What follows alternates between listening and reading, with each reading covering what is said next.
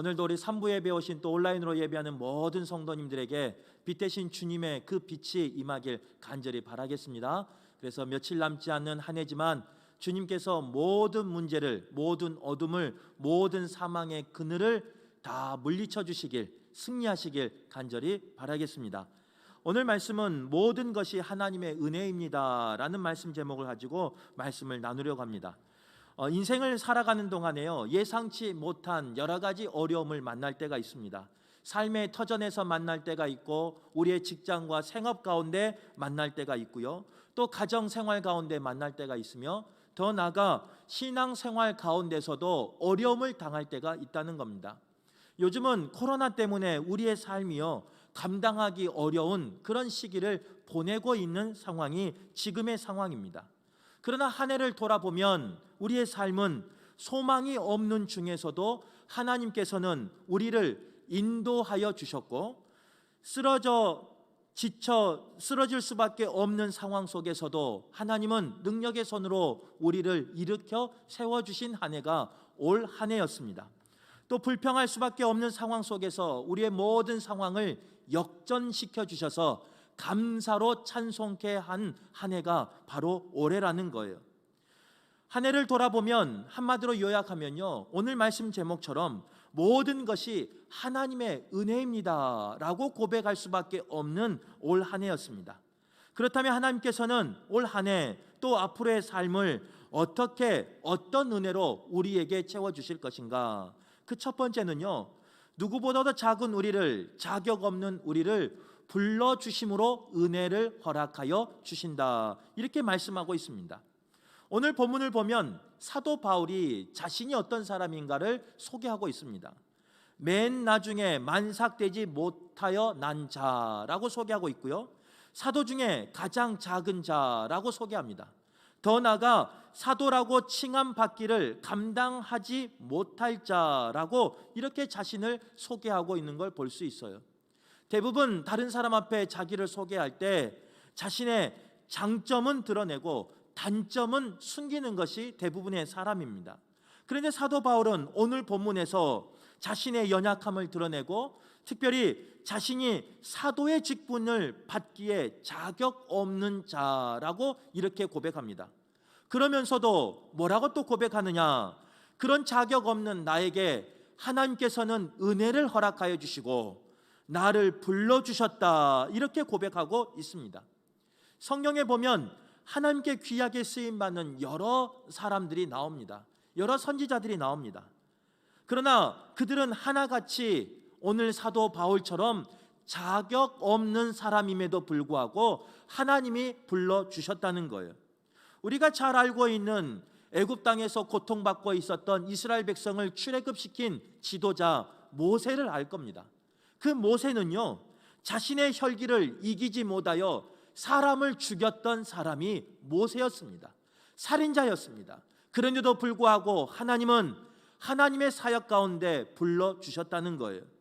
또 우리가 아는 다윗 왕도 자신의 욕정을 이기지 못하여 간음한 사람이 다윗 왕이었습니다. 그 간음죄를 숨기기 위해서 누군가를 죽임으로 자신의 죄를 숨기고자 했던 살인자가 바로 다윗이었다는 거예요. 그렇게 부족한 사람이었지만 하나님은 다윗을 불러주셨습니다. 그리고 그 다윗의 자손 가운데 우리가 찬양으로 고백한 것처럼 예수 그리스도가 탄생할 수 있도록 하나님은 복을 허락해 주셨다는 거예요.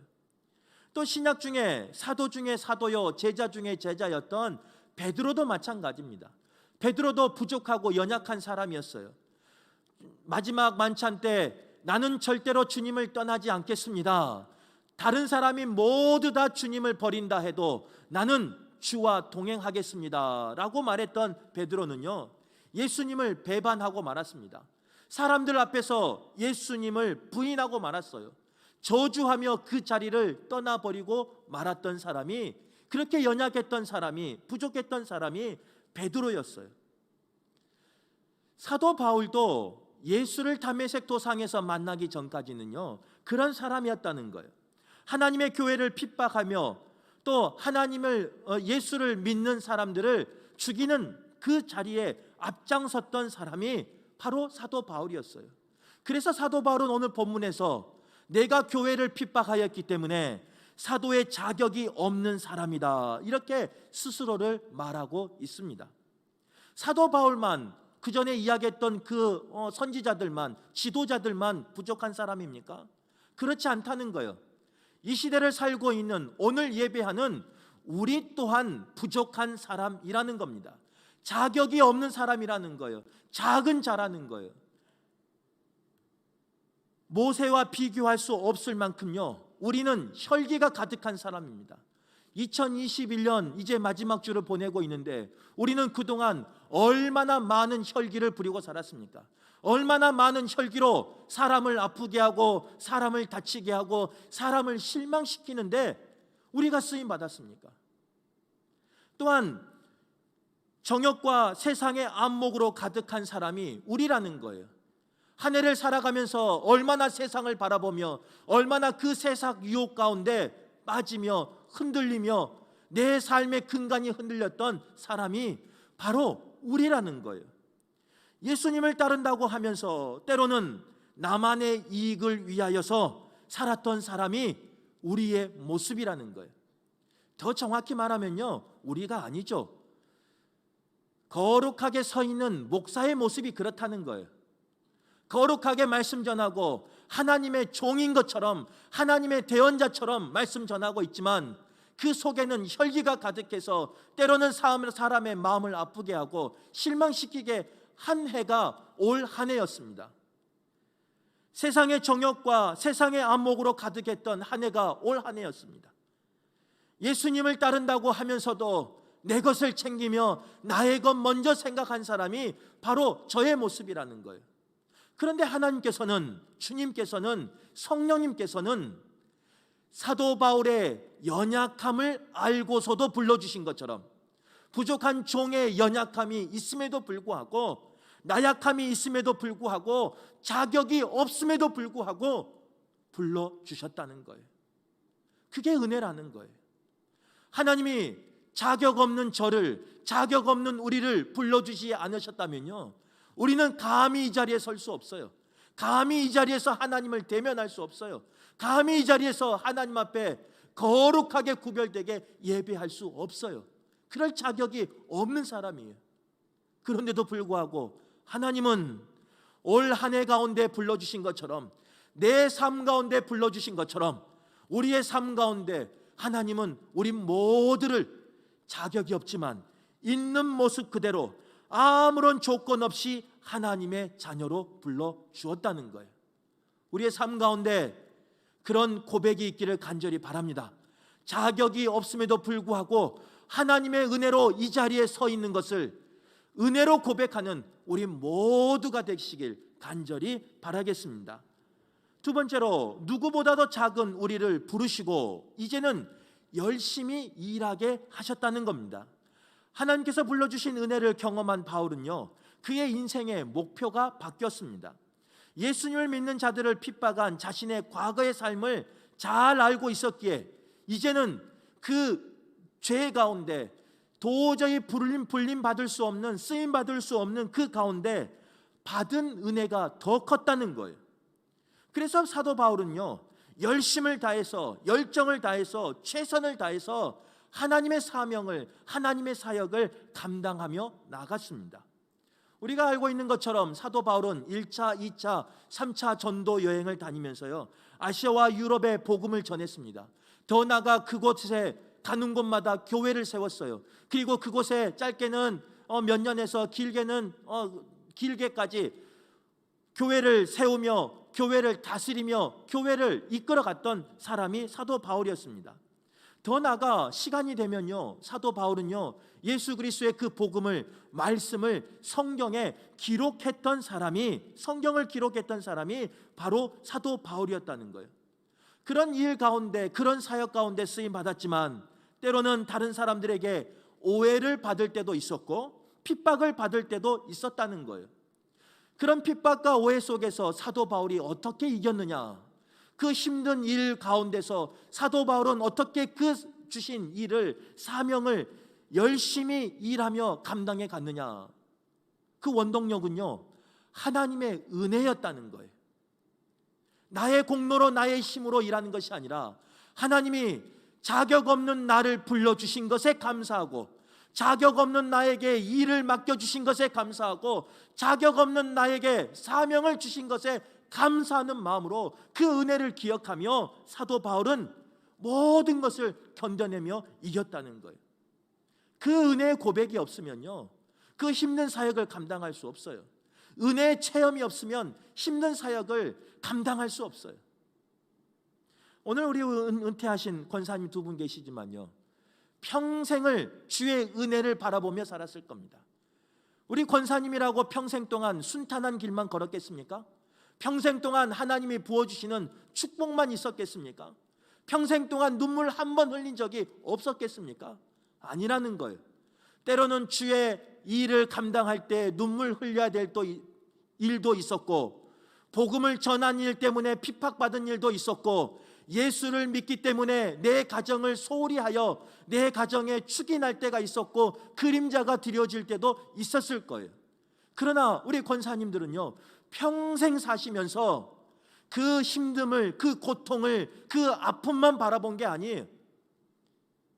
그 고통 가운데서 나에게 은혜를 베풀어 주신 여호와 하나님을 바라봤기 때문에 오늘 감사하게도 은퇴의 자리에 나올 수 있는 거예요. 감사하게도 하나님 앞에 은퇴로 영광 돌릴 수 있는 거예요. 바라기는 우리의 삶 가운데 때로는 힘듦과 어려움이 있을 때가 있어요. 바람이 불어 내 삶의 근간이 요동치고 한 치 앞도 보이지 않을 때가 있어요.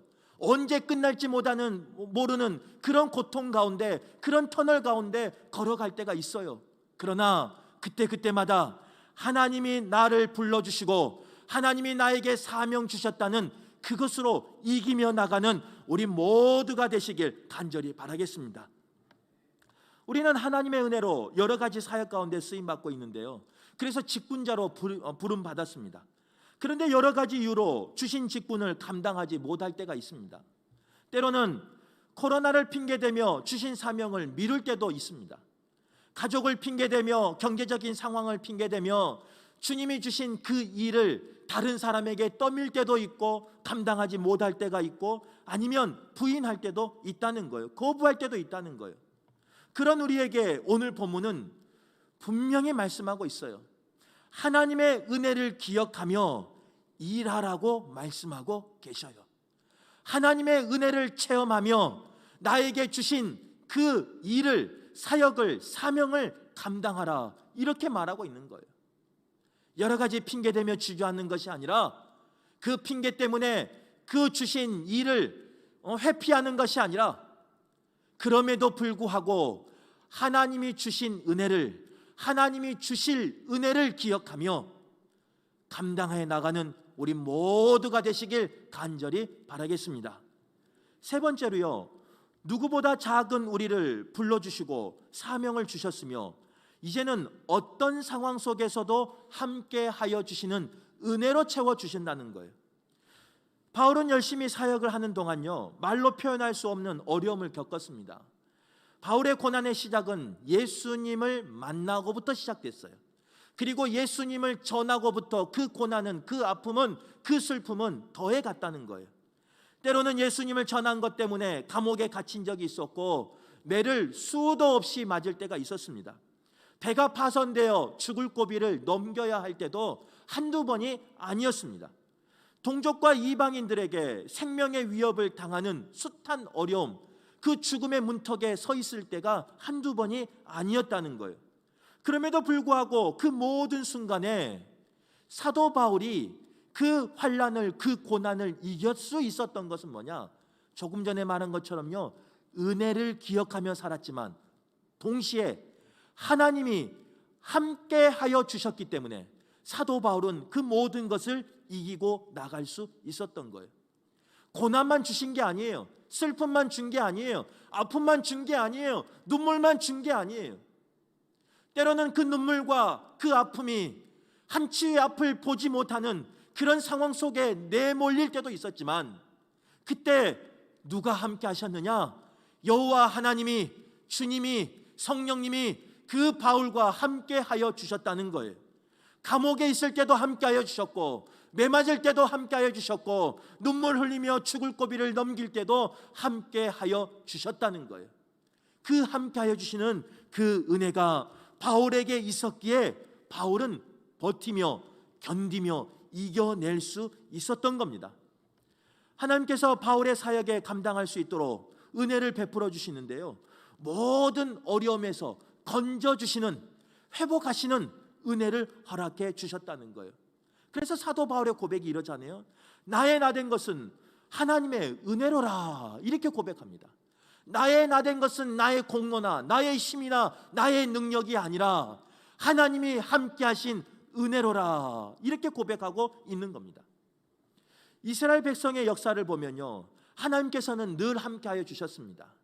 이스라엘 백성이 불평할 때도 함께하여 주셨고, 이스라엘 백성이 기뻐할 때도 함께하여 주셨고, 이스라엘 백성이 슬퍼할 때도 함께하여 주셨다는 거예요. 애굽 땅에서 고통당할 때도 함께하여 주셨고, 광야에서 목말라 배고파할 때도 하나님은 물과 생명수와 먹을 것을 공급하여 주심으로 함께하여 주셨다는 거예요. 또 광풍에 바다 한가운데 놓였을 때 여호와 하나님은 그 자리에서도 그 광풍을 멸하시며 잔잔케 하시며 그들과 함께하여 주셨다는 거예요. 심지어는요, 하나님의 예언의 말씀이 들리지 않았던 영적인 암흑기에서도 메시아의 소망을 주심으로 하나님은 이스라엘 백성과 함께하여 주셨다는 거예요. 우리에게도 이런 고백이 있기를 간절히 바랍니다. 우리에게도 이런 간증이 있기를 간절히 바랍니다. 힘들고 어려운 상황이지만 그 상황만 바라보며 그 상황 때문에 불평하고 원망하는 것이 아니라 그 상황 속에서도 나와 함께 하시는, 그 상황 속에서도 나의 손을 붙잡아 주시는, 그 상황 속에서도 나를 날개로 품어주시는 그 여호와 하나님을 나의 하나님으로 고백하는 우리 성도들 되길 간절히 바라겠습니다. 순간순간 그 폭풍을 지나갈 때는요, 그 폭풍 때문에 죽을 것 같아요. 눈물이 나요. 사랑하는 아내가, 사랑하는 자녀가 큰 눈물을 볼까 봐 골방에 앉아서 눈물 흘릴 때도 있어요. 그게 우리의 삶이에요. 그게 우리의 인생이에요. 그런데 그때 기억해야 될 게 있어요. 뭐냐? 그 골방에서 혼자 눈물 흘릴 때도 여호와 하나님은 함께 하셔요. 여호와 하나님은 함께 하신다 말씀하셔요. 여호와 하나님은 함께 하심으로 그 상황을 이기게 하신다는 거예요. 지금 그 폭풍 가운데 지나는 분 있습니까? 죽을 것 같을 거예요. 그러나 그때 지금까지의 삶을 돌아보세요. 적어도 올해의 삶을 돌아보세요. 올해 2021년 동안 우리에게 얼마나 그런 역경이 많았습니까? 얼마나 그런 고비고비가 많았습니까? 얼마나 눈물이 많았습니까? 그런데 하나님은요, 그때 나를 도와주셨어요. 그때 나와 함께하여 주셨어요. 그래서 그 인생의 고비고비를 넘기게 하시고 승리케 하여 주셨다는 거예요. 그 믿음이, 그 소망이, 그 확신이, 그 간증이 오늘 예배하는 모든 성도들의 임하는 축복되길 간절히 바라겠습니다. 말씀을 정리하겠습니다. 오늘 사도 바울의 고백의 특징은요, 크게 한 가지가 있어요. 그건 뭐냐? 모든 사건의 주인공을 내가 아닌 하나님으로 고백하고 있다는 거예요. 나를 부르신 이가 누구냐? 여호와 하나님이시라는 거예요. 내게 사명을 주시며 일을 주신 분이 누구시냐? 여호와 하나님이시라는 거예요. 나와 함께 하신 분이 누구시냐? 여호와 하나님이시라는 거예요. 자격 없는 나에게, 작은 나에게, 부족한 나에게, 연약한 나에게, 힘없는 나에게 함께 하신 분이, 은혜 주신 분이 누구냐? 여호와 하나님이라고 사도 바울은 고백하고 있습니다. 우리의 고백이 되어야 될 줄 믿습니다. 이제 오늘이 마지막 주일이고요, 며칠 남지 않았어요. 그 며칠 남지 않는 시간 동안 우리가 묵상하며 우리가 붙잡아야 할 그것은 뭐냐? 하나님이 나에게 올 한 해 어떻게 지켜주셨느냐? 어떤 은혜로 지켜주셨느냐? 어떤 은혜를 부어주셨느냐? 묵상하며 세어보며 이기는 성도들 되시길 간절히 바랍니다. 그래서 내년 한 해는요, 이제 이기는 것뿐만 아니라 승리의 함성과 기쁨이 가득한 우리 모두가 되길 간절히 바라겠습니다.